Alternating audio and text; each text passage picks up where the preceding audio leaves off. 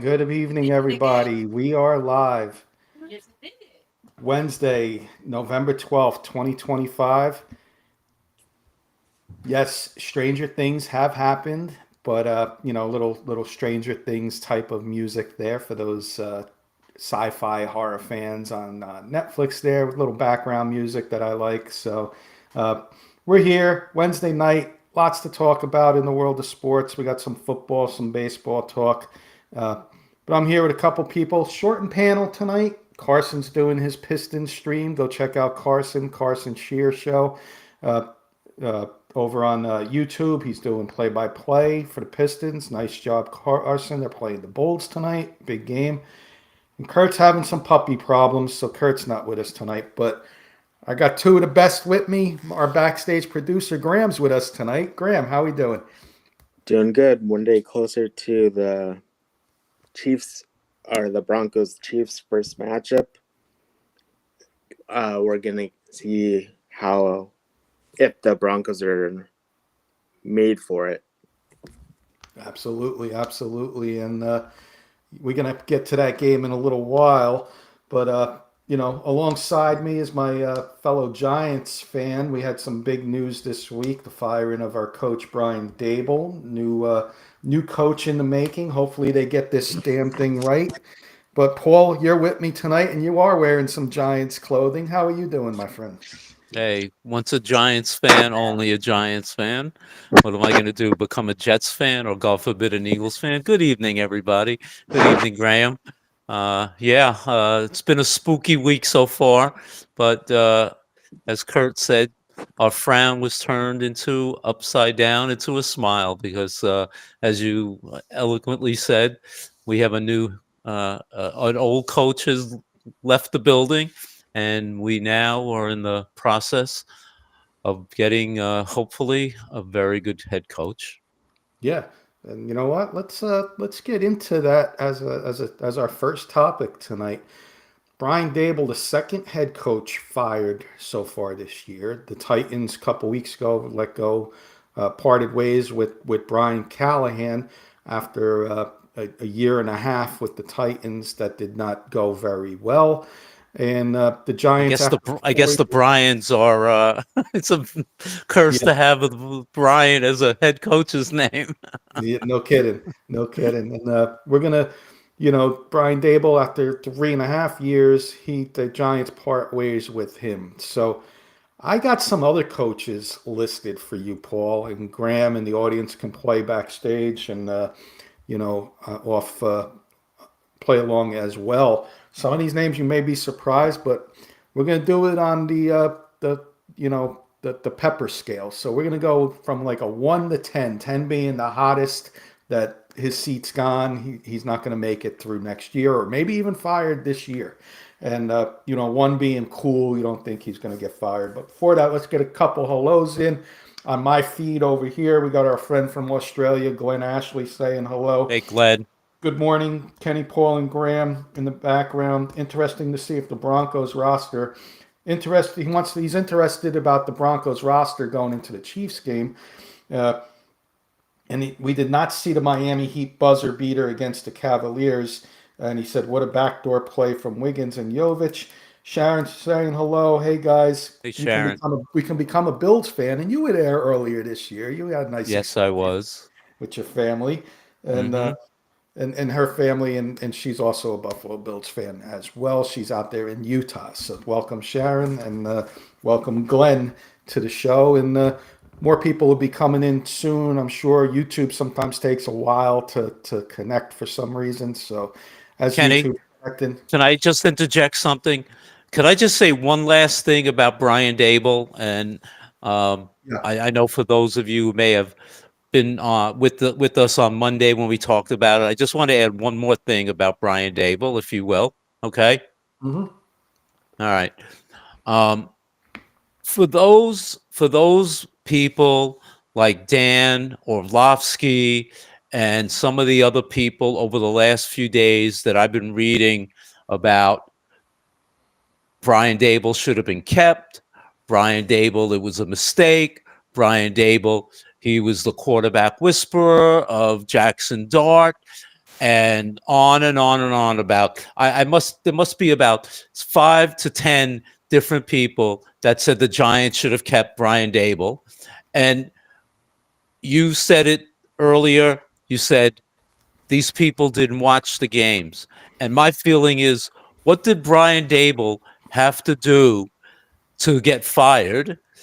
To use a Seinfeld reference, to those of you who are Seinfeld fans, what did Brian Dable have to do? Have sex with the housekeeping worker, the cleaning lady, in the middle of the night while he was watching films on his desk? You know, I mean, the guy was horrible. The bottom line is he didn't win games, and in the NFL, that's a bottom line league. So you don't win, you don't have in-game management skills, which he clearly shown that he didn't. I don't care. There's nobody else in the NFL, in professional sports, in professional football, that can't coach up this kid. I find that hard to believe. That's all I had to say. Let's move on. Yeah, so all I gotta say is watch the games. That's all. You know, you don't. You're analyzing the whole league. I get that, but don't say something you don't know. So watch the games. That's what I gotta say. All right, let's get to some hot seat coaches that we got. We're going to talk about some guys that may or may not be around with their team the rest of this year or next year. I'll start with one. I'll give you the Browns head coach, Paul, on a scale of 1 to 10. How about Kevin Stefanski? Is he going to make it through the year, and is he going to be the head coach the start of next year? It's interesting because I'm hearing this guy's name as a possible candidate for the Giants. And you know what I want to do? This is what I want to do, Kenny. I want to put my finger on my mouth and throw up. I wouldn't have this guy coach my Pee Wee League team. Okay. Yeah, he'll make it through. He's probably about a 5 or 6 on the hot seat scale. But you know what? I don't want to hear this guy's name associated with the New York Football Giants. No, and this isn't. Yeah, we're not gonna predict our next Giants coach with some of these guys. But I'm with you. I'm a little higher. I think he's gone next year. I'm going to say about a 7 for Stefanski. I think they go to young. There's a lot of young coaches out there, and names that could be interesting for the Browns. So I'm going to say they do move on from Stefanski.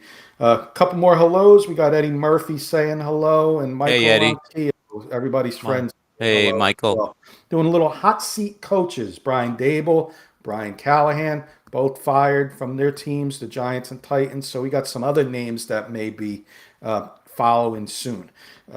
And Glenn's saying, hire under the desk like George. He's not a winner, not a head coach. He's a good quarterback coach, in my opinion. He has the same physique as George, though. Yeah. Bald yeah. and yeah. I got another one for you. Raheem Morris, the Falcons head coach. They're struggling over there in Atlanta, a division that should have been up for grabs and they should have been contending for. I had the Falcons playing much better this year. I thought they would definitely contend. Obviously, they've sort of taken a step or two back, but I mean, they brought him in last year. I think they got to give him at least another year. So I'm going to say about a 3 or a 4 on the hot seat. This is the one I disagree with you on. I'm going to say about an 8. Wow. This team has got an offense of Michael Penix, who you and I love, Drake London, a top 10 wide receiver, Bijan Robinson, a top 5 running back, Kyle Pitts, when used right, a top 10 tight end, in my opinion. Here's your Clint Kubiak type of job waiting in the wings, the Seattle Seahawks offensive coordinator, or Cliff Kingsbury, a young offensive coordinator, comes into Atlanta, smaller market, not much to worry about there in the South with the bigger teams, a division that's open, up for grabs. I'm going to go 8. I think they're going to move on from Raheem Morris. A couple more comments. Eddie I got a question from Eddie I'm going to give to you in a second. And let's see. Glenn's saying Morris has had too many injuries. He needs time to work. So he's with you. And Let's get Eddie's question in. He wants to know. He heard some rumors about Freeman, and in his opinion, Freeman should get more time in the college ranks. So Marcus Freeman, the Notre Dame coach for the Giants, he wants to know what your thoughts Yeah. are. I mean, of course, he's the new shiny thing in whether it's college or now rumors about NFL. I don't think he's leaving Notre Dame. I think he's built such a solid foundation with the players, with the organization. And I mean, I think I can see Notre Dame giving him an extension on his contract. So I don't see him jumping, if not even to another college team, much less the NFL. Sharon, Bills fans gonna be interested in this one. This name, Sean McDermott. His seat getting hot over there. This was a team that was supposed to be on top of the AFC. Uh, they're not by any means out of it. They're still in the wild card run right now. But this is a team that's supposed to run away with the AFC East. They lose to Patriots. They lose to Miami in Miami. And the playoffs come, and Eddie and Sharon are having a little side conversation about how they dissolve. Eddie was saying how they dissolve in the playoffs. Is Sean McDermott's seat getting hot? I'd say yes. Listen, all teams go through somewhat of a slump. I think you have to give credit to the Patriots. I think nobody saw Mike Vrabel turning them around, but McDermott's seat could be getting a little warm. I think this weekend, this Bucks Bills game is going to be a very interesting game, and I think it's almost a must-win for the Bills on Sunday. But I'd say maybe a 5-6, maybe going up to 7. And we've had these discussions about Sean McDermott in the past, so it's not unusual to talk about his hiney being hot. I'm gonna go 5 right now, but come playoff time, if he has to win a playoff game, if he does not win a playoff game, that is California Reaper style hot. Right now, it's a jalapeno. Jalapenos, some people can handle jalapenos, some people can't. So it's right there in the middle. I'm gonna say with Sean McDermott, but it's got a chance to get really hot soon if he can't win a playoff game. Hey, Kenny, if they get rid of McDermott, I know of a coach that coached in Buffalo that might be available right now. Yeah, So Mr. Dable. uh, Curious to see bingo. what happens over there, though. They need to start winning. They got the talent, and in an AFC that's got a lot of teams surprising, Buffalo can get on the winning track. They might have something to look forward to in the playoffs. But you got to win a playoff game, Sean. Otherwise, your seat's going to be hotter than most of these coaches on this list.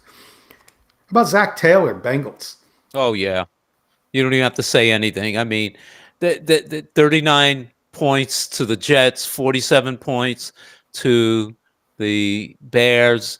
Uh, I know they brought in Al Golden to coach the defense. He has not been good, much less the whole team as a whole. Obviously, with Joe Burrow being out, and you can use that as an excuse, but you know what? Every NFL team has injuries. He's an 8 or a 9. I mean, if chances are they will not make the playoffs, I could see him going at the end of the year. I'm with you, and I'm going to ready call for the next head coach over there. It's a defensive coach, Jesse Minter. Followed Jim Harbaugh from Michigan to Chargers. He's in that philosophy. Let's run the ball. Let's build that offensive line. Your most important player is Joe Burrow. He's going to make sure that they go get an offensive line for Burrow. I think Jesse Minter, he brings over an offensive coach with him. I think that could be your next Bengals coach is Jesse Minter over there in Cincinnati. Glenn's saying Taylor's safe. Burrow's out. I rate him when they're fit. Keep dropping games and get good draft picks to build your D. He's a 3. I think he's more like an Okay. 8 or 9. We'll see, Glenn. Two of us may be wrong. One may be right on that one. So we got a couple more names. Couple names that this name has definitely hit some news recently. They just lost 10-7 against the Eagles. The struggling Packers with 3 losses and a tie. Matt LaFleur's name is starting to get some news. I I don't see it. I think a three. I don't know understand why they're right in there for the division. Like I just said, every team goes through a mini slump throughout the season. So I'm going to say it's a three with Matt LaFleur. I'm with you. I'm even going to go lower. I mean, this guy's won playoff games. He hasn't won a Super Bowl, but he's beaten Dallas on the road in the Yeah. playoffs, struggling a couple games. It happens. All the best coaches in the world have losing streaks. So I'm with you. I think this is closer to a one than a three. I got two more for you. Mike McDaniel. He's starting to win some games. Beat the Bills and won a couple weeks ago as well. So they got 3 wins on the list now. Mike McDaniel, how about his hot seat? I would say a five or a six, depending on what happens the rest of the season.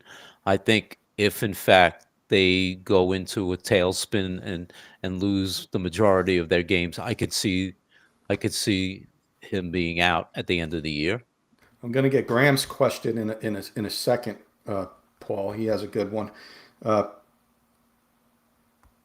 and Eddie's got one too. So let's get would Schottenheimer be fired after 1 season in Dallas? Could Schottenheimer be fired?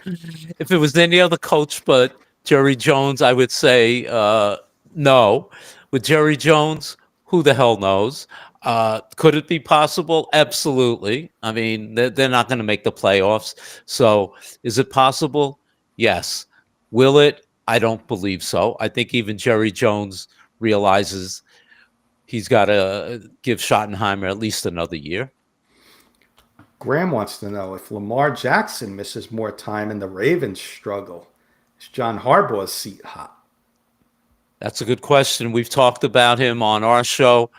This just comes a point where coaches have been in one organization for so long, and it just seems like there's a parting of the ways sometimes after almost a too long a period. And this might be the year if the Ravens also go into a tailspin the rest of the season. They've won a couple of games recently, but if they don't do well the rest of the year, yeah, it could be time for a guy like John Harbaugh to be out. So, yeah, his butt could start to get a little warm.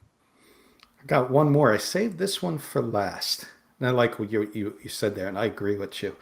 Uh, and with Schottenheimer, I'll say this real quick about Schottenheimer.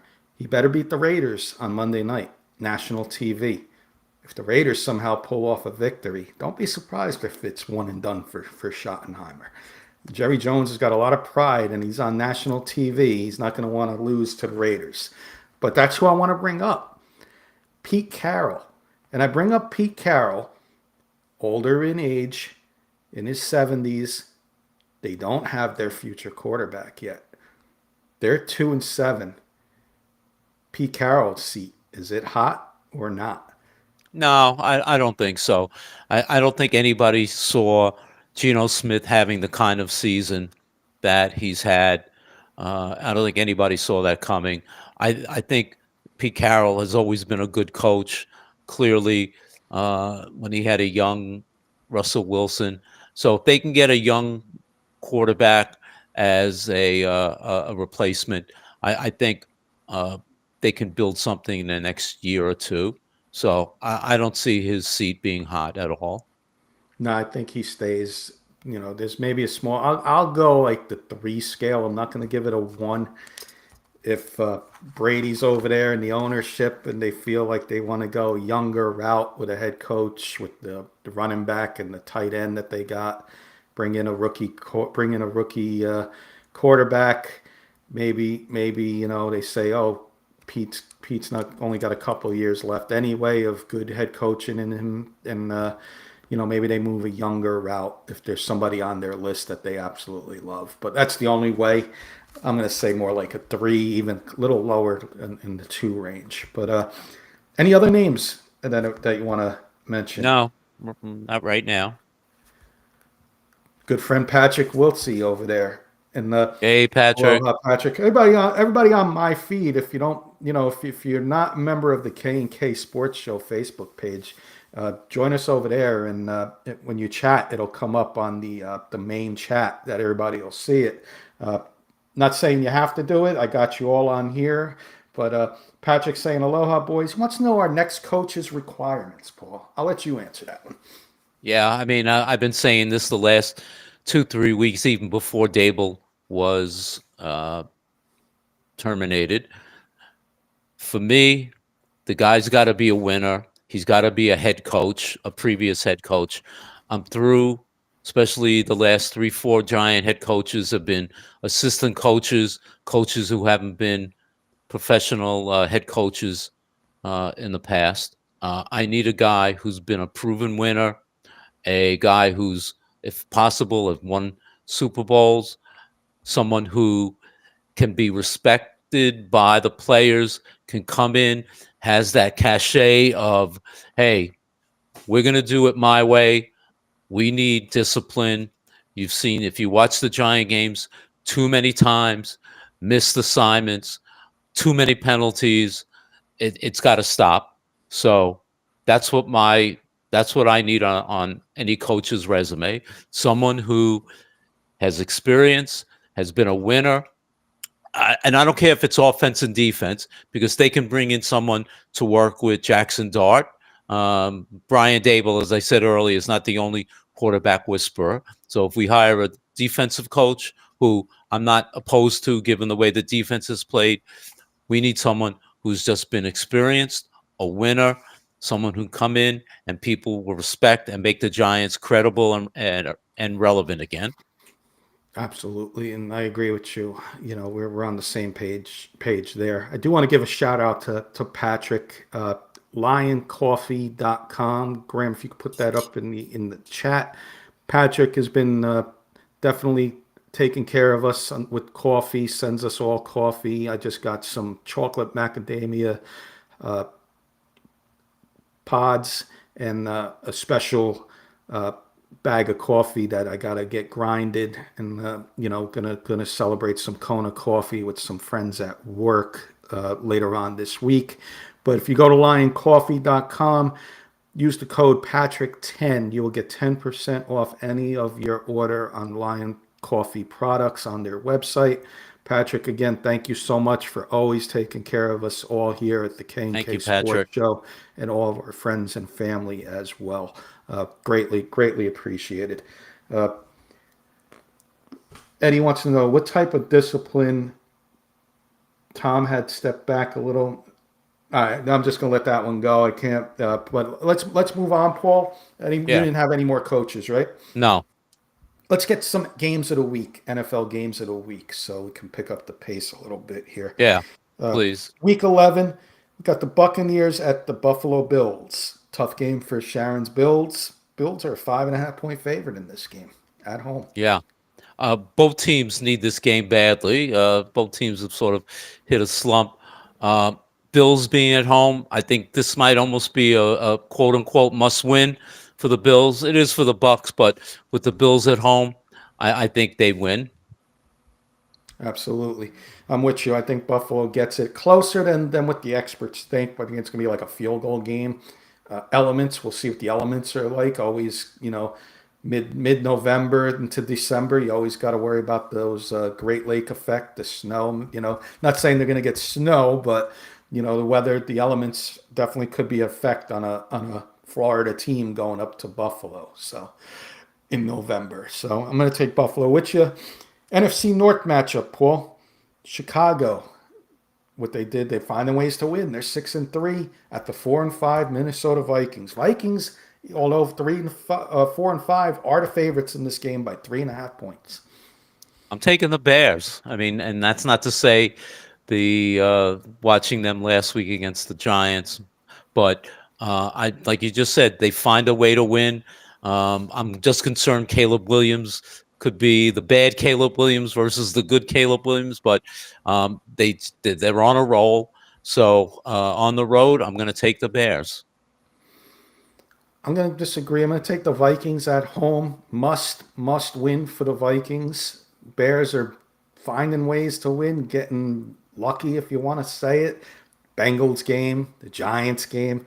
I think it catches up to them in this game, and I think the defense. J.J. McCarthy makes one or two plays to Justin Jefferson, and that's going to be the difference in this one. Let's go to an AFC matchup. Chargers at the Jaguars. Chargers on the road, 2.5 point favorite in Jacksonville. I'm going with the Chargers. Jacksonville's receivers are banged up. It's gotten to the point where you don't know Trevor Lawrence. I mean, it's I still shake my head about what was so good about him, and I'm going to take Jim Harbaugh over Liam Cohn any day of the week. So I'm taking the Chargers. I'm going to take the Chargers as well and staying in that AFC West hunt.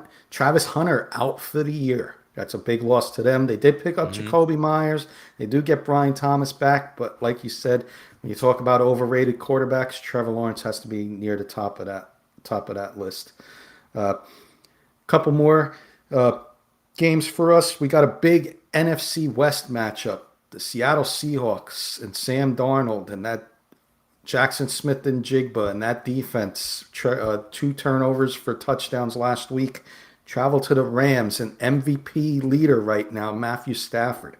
Rams are a 3.5 point favorite. This might be the best, and there's so many good games on the schedule this week. This might be the best game of the week. I'll tell you, this could be a shootout. But I'm going to go with the Rams at home. Matthew Stafford, he is quietly putting together a tremendous season. I think in the last 4 games, he's had 20 touchdowns and no interceptions. So the guy's playing almost as good as he's ever played before in his career. I'm going to go with the Rams. I'm going to go with the Rams as well. I would not be surprised if the Seahawks do win this game. My bold prediction, the winner of this game will be your NFC East representative in the Super Bowl. Not the Lions, not the Eagles, who we're going to pick in a minute. The winner of this game. That AFC West is beating each other up, and the Cardinals are even no slouch. That's been a black and blue type division that's usually the NFC East or NFC North. It's turned into the NFC West this year. The winner of this game will be your NFC representative in the Super Bowl. 2 more for us, Paul. Kurt's Broncos, Graham's Broncos, hosting the Kansas City Chiefs, and this was probably the runner-up to the game of the week. But this can easily be the game of the week here. Chiefs on the road in Denver, 3.5 point favorite. Graham, hold your ears. Kurt, hold your ears. You know how much I love Andy Reid and Patrick Mahomes, but I'm going with the Broncos. I think at home, I think their defense is going to rise to the occasion. They'll score enough to hold off the Chiefs, and I think the Broncos are going to win this and solidify themselves in that Western Division. I'm with you. Mahomes, though, 13-1 against the Broncos, but there is a 1 there. Starting to get a little older, but this is a difference. Kurt and I both coached football at the high school level, Pee Wee level. You play an opponent that if you're in high school and Kurt was the offensive coordinator, you play a team that's got 2 wins and 7 losses and you're favored to win. You don't show them everything because there may be teams watching you in the stands and they're going to catch that on tape and plan for it the following week. Broncos short week. They did what they needed to do. They won an ugly game, 10-7. They're going to open up the playbook on Sunday, and this game's going to be a higher scoring game than everybody thinks. And I'm going to say Broncos. I'll even give Graham a prediction because he threw a prediction out there. Broncos 27, Chiefs 23. That's my prediction in the game. So high scoring, which a lot of people aren't expecting. I'm going to say high scoring. Our last one of the game, it has our friend Carson, who's doing once again, he's doing play-by-play for the Pistons game tonight over on his YouTube stream. Traveling to Philly, big Sunday night game at 2 NFC powerhouses. The Eagles are a small favorite in this one, 2.5 points, Paul. Mm-hmm. Great game, great matchup. Eagles have been getting some breaks here and there. We won't talk about the tush push and all of that, but I think the Lions are going to go into Philadelphia, and it's going to be mano a mano. I think they're going to punch them in the nose. If there's one team that Philadelphia can not intimidate, it's the Detroit Lions, and I think the Lions are going to go in there and they're going to smack them, and they're going to win a close game. Well said. Let's catch up on a couple comments. Sharon wants the Broncos. She hates the Chiefs. Michael saying if the Broncos want to win the West Division, they have to beat the Kansas City Chiefs. I'm going to get our friend solving the race problem has a question. I'm going to get to that in a second. We'll hit that before we move on. And Kurt's saying, hello, boys. Hey, Kurt. 0 and We 2 miss for you. Bo's crate. That's Bo's. Bo is not Bo Nix. Bo's Jen and Kurt's puppy. 0 and 2 for his crate. The third option, not looking good either. Paul may need you to come down and babysit him, and I'm not joking. LOL. On your way up to Long Island to babysit the granddaughter, you can go babysit the dog on the way. Kurt, you can't pay me enough. But I'm with you with the Lions. I saw a stat today, not too long ago. The Lions' pass offense is 25th in the league. 25th. They're having problems with A.J. Brown. Run the ball if you're the Eagles, right? If you're the Lions defense, stop Barkley. If you could stop Barkley, show me you can win on the road with your offense. I'm going to go, it could go either way, but for the show, I'm going to pick the Lions 24-20, and I think it can go either way in this game. But if Saquon Barkley, I'll do this. If they use Saquon Barkley and run him 30 times, the Eagles will win the game. But if they pull the 15 rushes for Saquon Barkley type of game, Lions are going to win. That's simple. Michael, breaking news in baseball. Paul Skeens wins the NL Cy Young Award, Paul. Nice. Got some baseball in a few minutes. Yep. All right, let me get solving the race problems question in for us, Paul. We'll do this rapid fire, not rapid fire, quick hitter, because we did a Giants show yesterday, Monday, solving. He wants to know, just coming in, he wants to know our dream scenario for head coach, DC, and OC. Okay. I'll give our dream scenario for head coach. I'll answer it for both of us is Bill Belichick. That would be our head coach. Yeah. If you get him in as your head coach, I don't really have a dream defensive coordinator. Maybe Antonio Pierce, and an offensive coordinator. If Mike McDaniel gets fired over in Miami, I would bring him in a second to run the offense.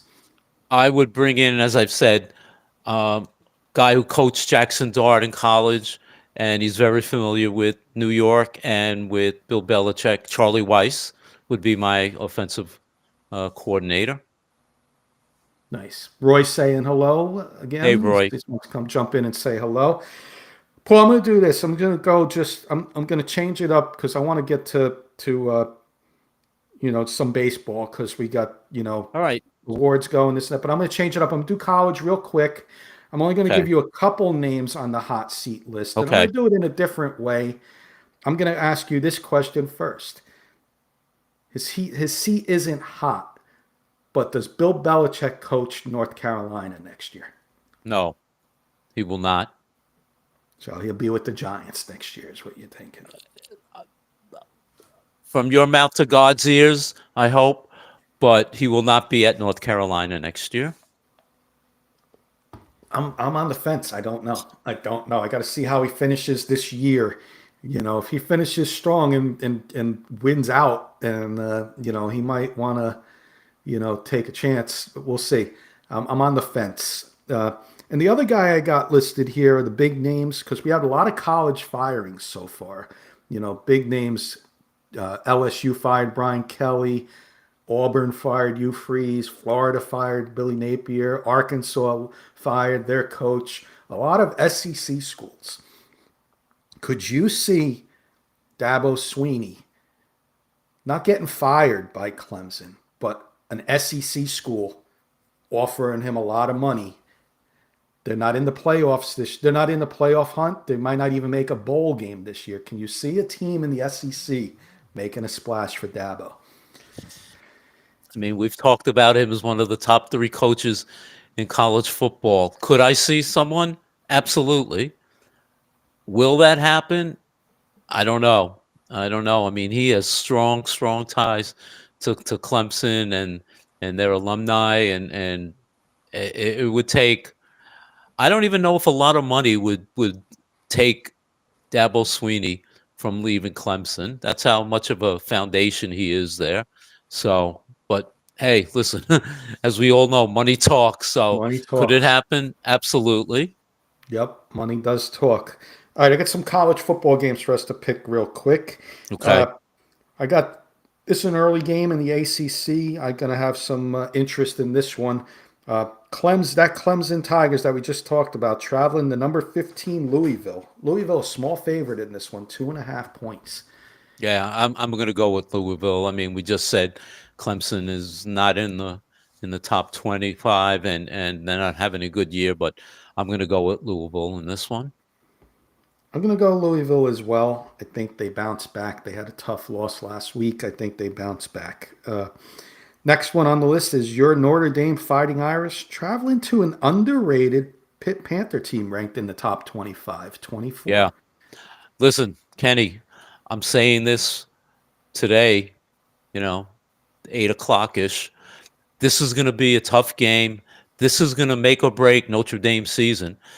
Uh, I'm not understating it by saying this is the Notre Dame season right here. This is a must win. If they win this game, they're going to win out the last 2 games of the year, no problem.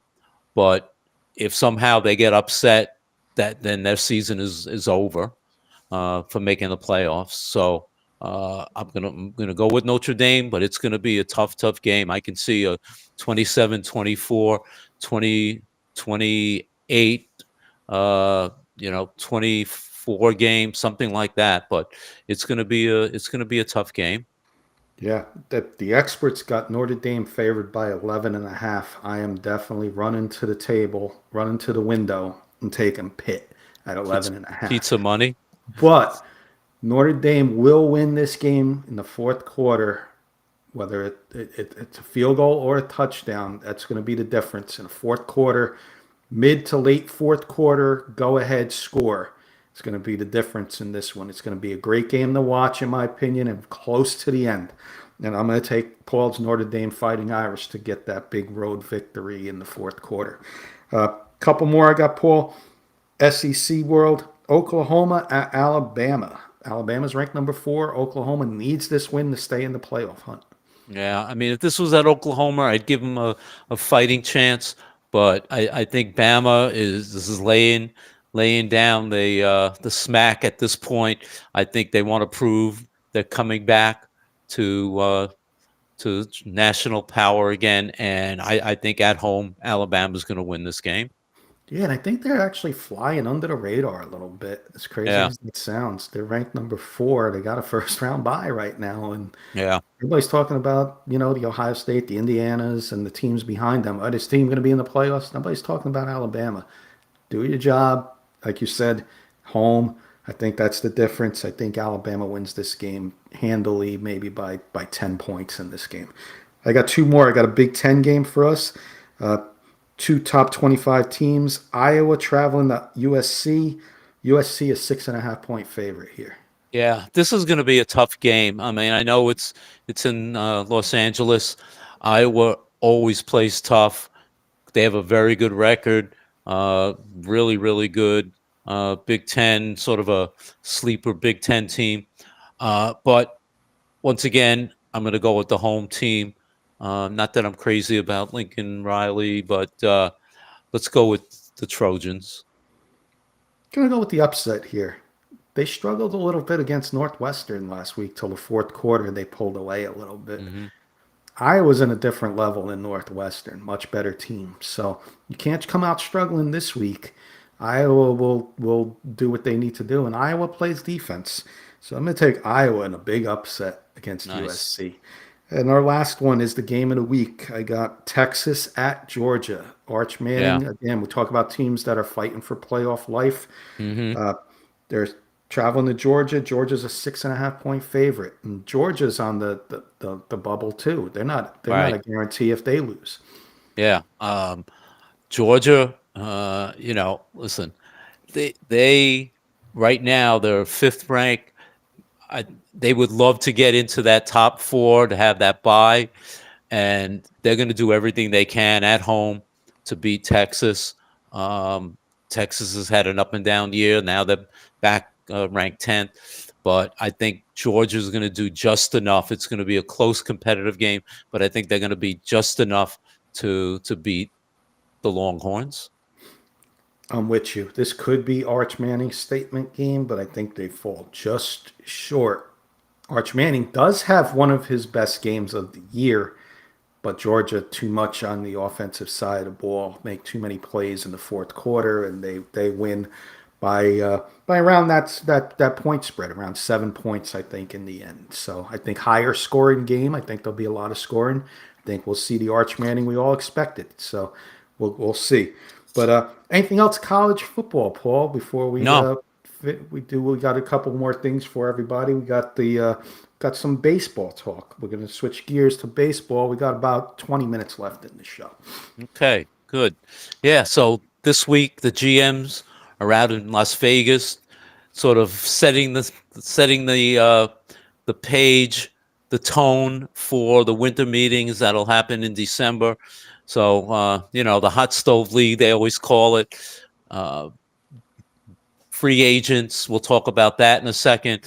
But GMs getting together, maybe setting the table for possible trade. So I have a few questions for you, Kenny, about that. Sure. Rumors, and probably he'll be named Cy Young, also if he has not already. Tarek Skubal. A lot of rumors about, do the Tigers trade him? Do they keep him? What have you? So, do the Tigers, yes or no, do the Tigers trade Tarek Skubal? Well, my answer became a lot easier because I talked to our co-host Carson, who's a big Tiger fan, about an hour before the show, and I asked him that question. I said, I want to get I want to get your answer on the air tonight. Can you answer this question that Paul has?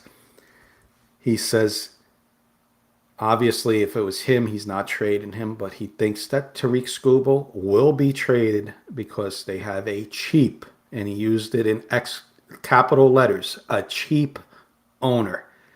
And he says they'll get a big return. The team that offers them the most, they'll trade him for. And you know what? Me as a Yankee fan, go get him. Go get him. I don't care what it costs. Go get him. Give him whatever it takes. Volpe, Dominguez, Spencer Jones, Cam Schlittler, the rookie phenom that came on in the postseason for us. Go get them all.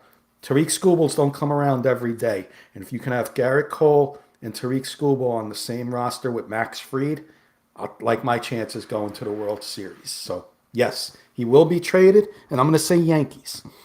All right. Well, that's interesting because I was going to ask you, and I guess if Carson gave you a team, because if I'm David Stearns, I'm doing everything he can to get this guy. Uh, the Mets have one of the best farm systems now. I would give up every good uh, young player if they want a major league player, a pitcher in return as part of the package. Give up David Peterson, but just like you said, I'm giving up all the talent short of Juan Soto and Francisco Lindor. If I can get this guy to be our number one pitcher, I would do it in a New York minute. So yeah, I'm on the same page as you. Yep. In that vein, Paul Skeens was named Cy Young Award winner. Reportedly, he told his teammates he wants to be a Yankee. So, should the Yankees, in that same vein, try and get Paul Skeens? And I guess my question to you, who would you rather have? Tarek Skubal or Paul Skeens? Well, I know I don't think Paul Skeens is going to be traded. It looks like the Pirates want to keep him, but it's such a hard choice. I would take Paul Skeens. And the reason is he said he wants to be a Yankee. I didn't hear that from Tariq Skubal. That's the only reason, because the talent level is equal. One's a lefty, one's a righty. But Paul Skeens saying he wants to be a Yankee. Bring him here. I'll take him. Oh, Yeah, and probably the same kind of package that would bring Skeens would be, or Screwball would be the same kind of package that probably would bring Skeens to, since they both Cy Young Award winners and still fairly young and obviously immensely talented. So, I yeah, forgot to. Oh, go ahead. Yep. I was just gonna say I forgot to say hello to Ernie, who said hello a few minutes ago. So hey, Ernie. All right, tomorrow MVP announced. American League, we've discussed this. Aaron Judge, Cal Raleigh. Who do you like? I like them both. It's gonna be Aaron Judge though. It's gonna be Aaron Judge. Cal Raleigh, great story. Could easily be MVP, but it's got to be Aaron Judge. What he does in the Hmm. regular season. In the regular season, you can't dismiss that. Yeah, I mean, this was almost like, and you can look it up. 1941, Ted Williams hit 401 and was not named MVP. Joe DiMaggio was the Yankees won, and this is the same situation. Cal Raleigh, in my mind, hit 60 home runs. How do you not vote MVP? But if you look at Aaron Judge's statistics, just a remarkable season. Maybe one of his, if not his best, one of his best seasons ever. And over in the National League, maybe it's not even a question that we should even ask, but uh, do you agree Shohei Ohtani is going to win MVP? Yeah, maybe you should ask me who's going to be second in voting, because Yeah, this is, right. well, actually, the question should be unanimous. And I say, yes, he will be unanimous. If there's somebody out there that votes somebody else, then you Well, know they're just a Otani hater. the three finalists was Otani, Kyle Schwarber, and Juan Soto. So unless someone else finishes in the top 10 and gets a vote, that would be the biggest shocker. Yeah, I mean, again, if somebody's voting for Schwarber or Soto, respectfully, great seasons. But what Otani did, we talked about him being the greatest player in history. Hmm. But pitching and hitting, that's the most valuable player, in my opinion, and an all-star level on both of those parts of the game. Agree. All right, so we talked about free agents as the free agency period has started. I'm going to give you 10 names.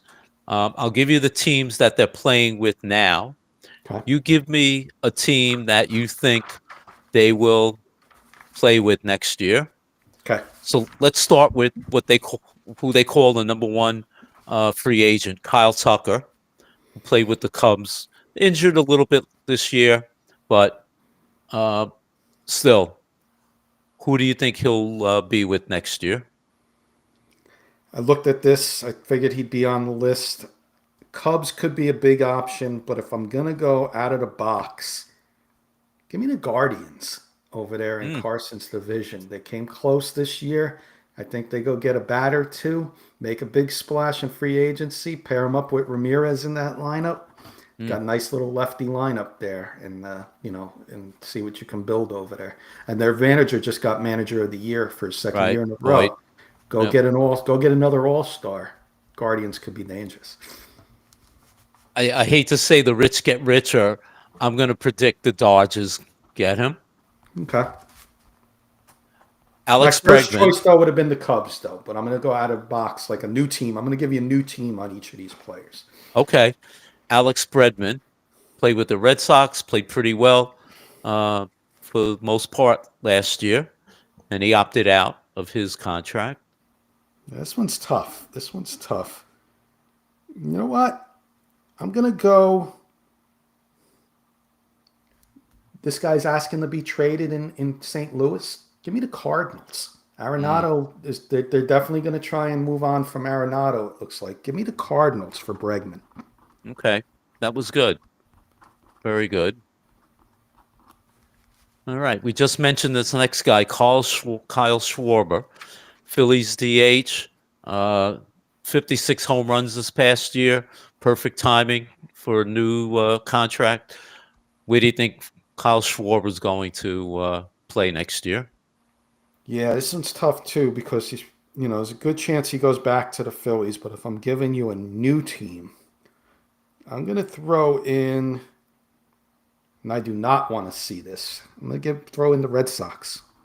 Yeah, he obviously was traded from the Red Sox to the Phillies, but hey, Go wouldn't be a back. shocker if he wanted to Nope. go back there. Hmm.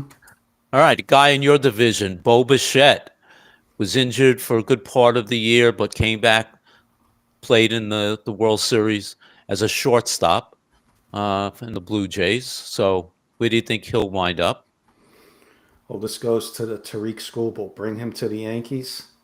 Volpe's in that package. Give me the Yankees for Bo Bichette. Well, they would probably trade Volpe to a different team because he's a free agent, so they wouldn't have to trade him to the Blue Jays. They would just No, have to no, sign. no. I'm saying Bichette would sign with the Yankees. Tariq Skubal. Volpe's going to be involved in that Tariq I see. Skubal Trade deal. him in the Yeah. Screwball trade. So you're going to Okay, need a gotcha. shortstop and bring him Right, over to right. Bo Bichette. Okay, all right, great. I'm All going to give right. you a couple. Michael's saying the Mets are linked to Cody Bellinger and the Dodgers are linked to Devin Williams. Speaking of Cody Bellinger, uh, played with the Yankees, had a pretty good year last year. Both the Yankees and Mets seem to really are considering him. So, who do you think Cody Bellinger will wind up playing with? Well, I said I was going to give you new teams for each of these guys. So Cody Bellinger will be a New York Met. Okay, thank you.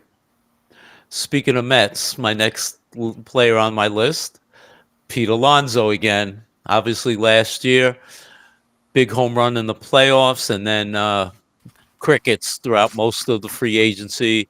Signed late with the Mets, 2-year deal, opted out after this past year, and he had a pretty good year, all things considered. Mets didn't make the playoffs, but personally, he had a pretty good year. Where do you think the polar bear winds up? Got two for him, and I'm gonna give you. I'll give you my second one after I say the first one. But I think this team can use some offense. I'm gonna go Texas Rangers. Interesting. I'm gonna go Interesting. Rangers, and my backup's gonna be my neck of the woods, Orioles. Wow. Okay. We will see. Go to the first pitcher on the list, Dylan Cease. Pretty good starting pitcher. The Padres. He's played a few years, a few different teams. Where do you see Dylan Cease going?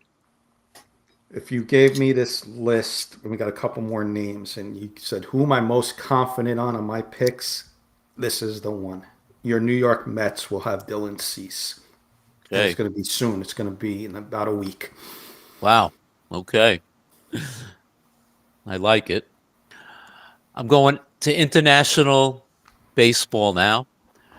Guy that was posted, and I probably will butcher his name, but it's Munitaka Murakami. Big Japanese player was posted. First baseman, third baseman. Uh, uh, a tremendous home run hitter. Big strikeout, but he hits with power. I think set the record for the most home runs in Japanese ball all time, or tied it. So he's coming young guy, 25, still only 25. He's won a couple of their version of the MVP. Where do you see this guy winding up? Two options for him. My first pick, San Francisco Giants. My backup is my New York Yankees. It all depends Interesting. on that Tariq Skubal thing again, or if the Yankees move on from a couple young players. We have Ben Rice in the works, Hmm. learning to play first base. We're moving on from Paul Goldschmidt. This Murakami, the only thing I don't like about him is the strikeouts because that's your whole lineup. Stanton striking out, and this guy's striking out. You bring in another strikeout guy. That's the only thing that holds me against it. But why not the San Francisco Giants? He goes from Japanese baseball, where the Giants are huge out there, and he comes to the States and plays for the Giants. And the Giants don't have that where the Dodgers do. They got Otani. Now they can have their rival. Murakami comes in.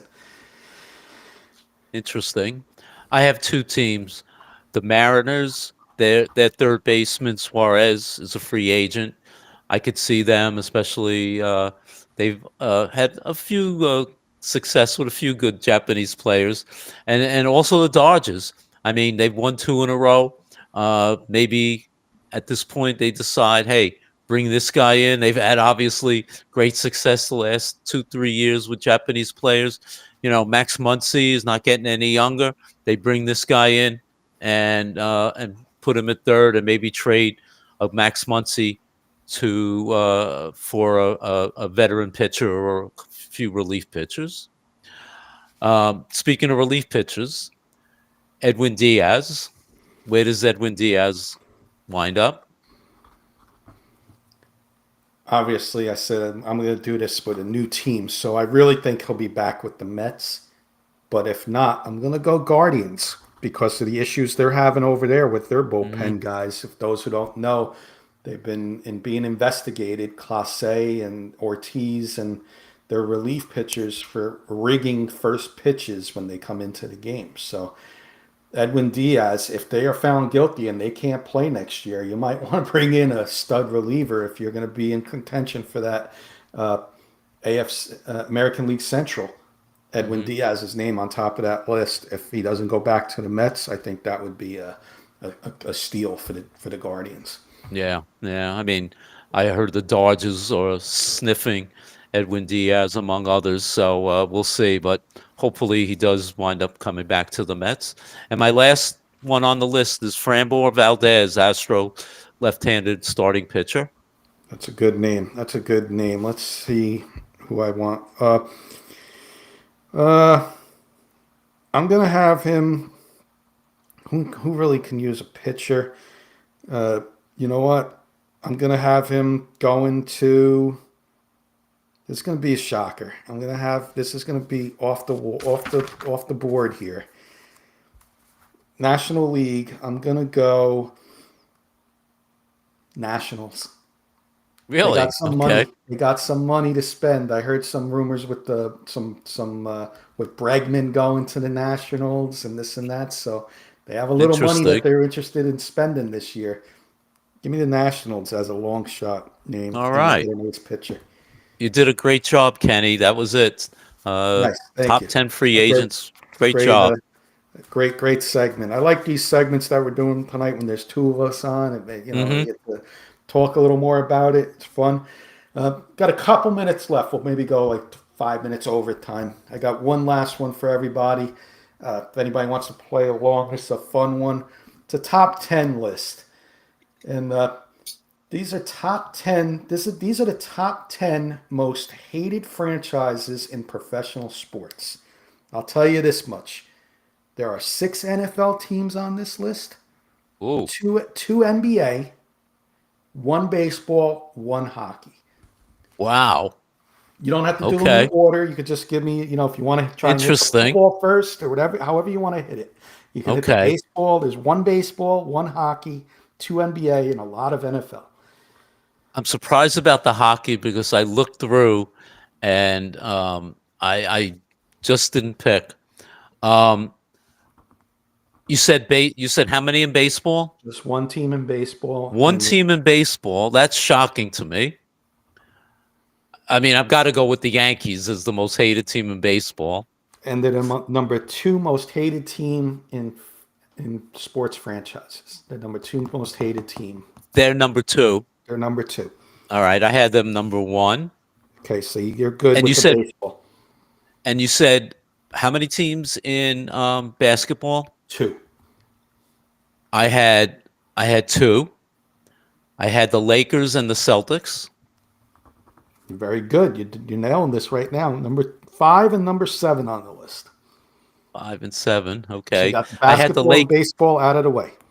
I had the Lakers at 4 and the Celtics at 10. Lakers 5, Celtics 7. Okay. And all right. So basketball. Graham could Base- play along if he likes with the hockey. He might know the hockey. Yeah. I mean, I'll just throw out a name. Not that I'm aware of anything other than I'll throw out a name as a team that's hated. The Boston Bruins.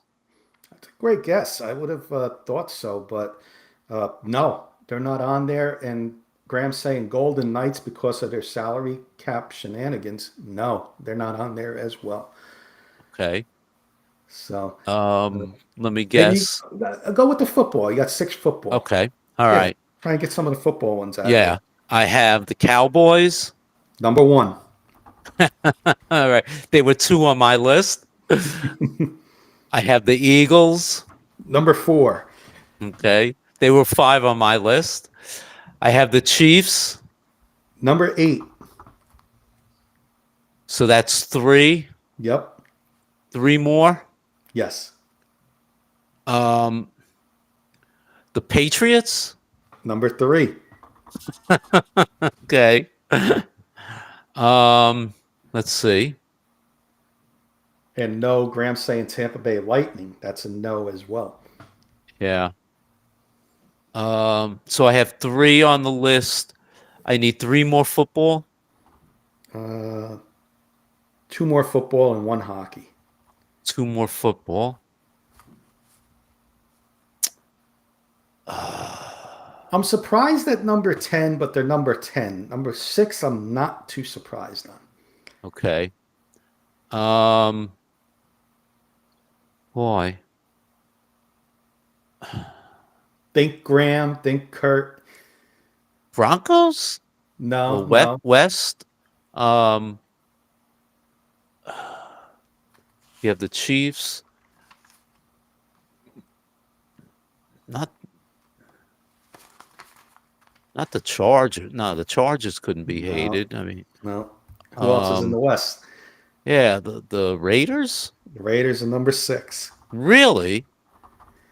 Okay. I mean, No, I not hated.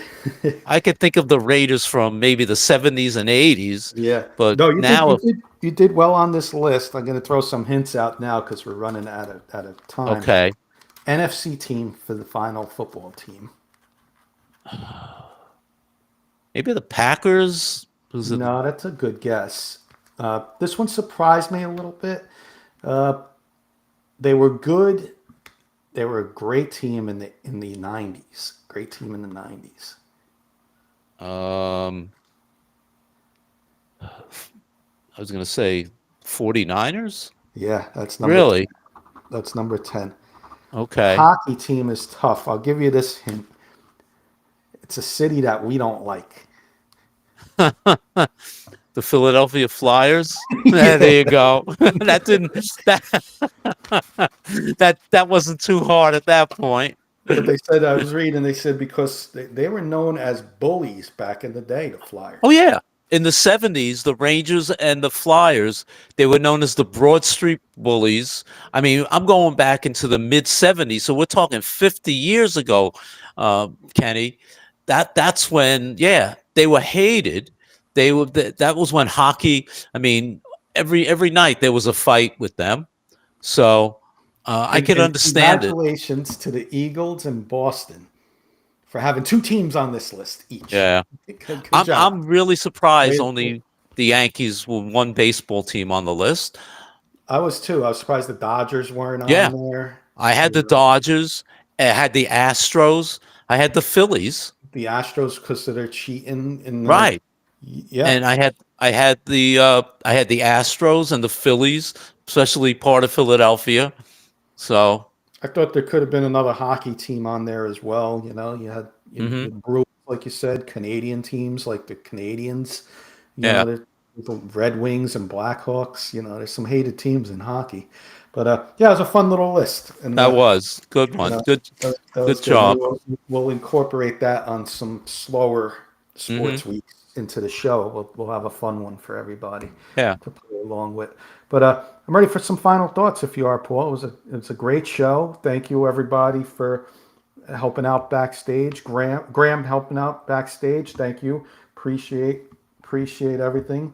Our friends in on my feed. Thank you, Sharon, Glenn, Eddie, Patrick saying hello. Keith coming in late saying hello, gents. I know Keith's got a Denver Bronco Roundup show coming up. Go check out Keith and Jody short in about an hour. Of course, Michael Ronquillo and I don't want to forget anybody. Of course, Graham, Ernie, Roy, Kurt, solving the race problem. Once I get into this, I got to get everybody in. I don't want to miss a name, offend anybody. So there we go. I want to thank everybody. Graham, once again, thank you backstage. I'm going to give Paul the final words tonight for everyone until we see everybody next week. Great show, Kenny. Thank you, Graham. Always, you do a great job for us. Thank you, everybody that tuned in tonight. Questions, comments, always a pleasure. As I always say, you guys what make us who we are, and we appreciate that. And keep tuning in. And it was a great show, Kenny. Thank you. We miss you, Kurt. We miss you, Carson. Hopefully next week the boys will be back in town. Yeah, and once again, reason why Carson's not here, he's doing play-by-play for the Detroit Pistons on his YouTube channel, and Kurt's having puppy problems. So I think they'll both be back next week. Let's keep our fingers crossed, and we'll see everybody next Wednesday. Good night.